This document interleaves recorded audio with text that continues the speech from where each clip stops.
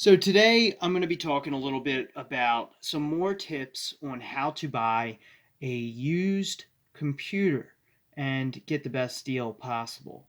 So first off, when you're shopping for a computer, there's tons of new machines out there you can spend a ton of money on, or you can get, as I've been talking about the last couple weeks, a nice Thinkpad where you can actually disable Intel Management Engine if that's something you don't use and you want to, avoid those kind of remote vulnerabilities.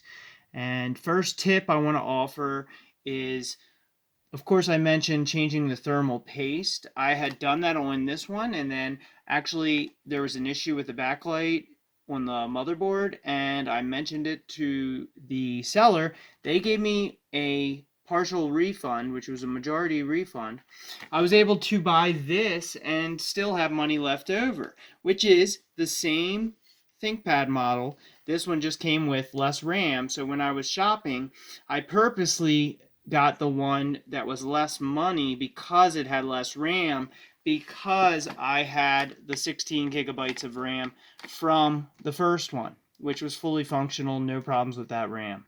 So what I was able to do was I was actually able to pay less than I originally paid for this ThinkPad and get another one. So if anything happens, I moved all the RAM over here, so this one now has the 16 gigabytes, and I have an entire computer for backup parts anytime something goes bad that I know is fully compatible. So I have that bonus, plus I actually paid less than I originally paid.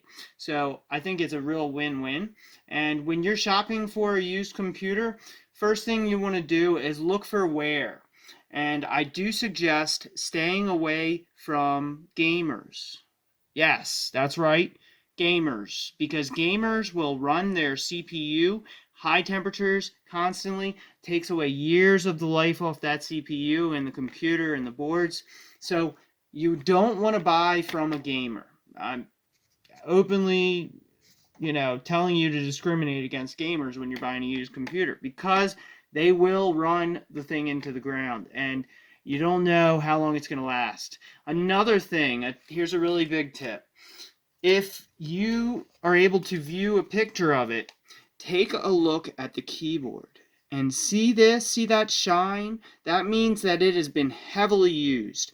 That means that this computer has had a whole lot of use. And I would avoid those as much as you can. The ones that have really worn down, shiny look to the keys. As you can tell over here, it's not shiny. So you can see the original texture, and then you can see where it has all the wear. So when I changed the thermal paste, I actually cut the temperature in half on this one. It was up around, say, almost 100 at certain activities. I knew something was wrong. Thermal paste was really dry. And what happened was I lowered that average 79, 80 degree temperature for my CPU all the way down to 32 to 37 on average. So that's a huge 37 degrees Fahrenheit, that is, from 80. So I more than cut it in half because of the dried crusted thermal paste. So if you have a computer that's a few years old, you may want to do that. Now let's get back to the keyboard wear. That's a big thing you're going to want to look for. Look for keyboard wear. Avoid any that have major keyboard wear, because the hardware has been likely used heavily. Also, look to buy from schools and different things like that. A lot of those don't get heavy game use and rendering of video. So check this keyboard out. Same exact model. There is no wear whatsoever. So I really got a great deal on this right here.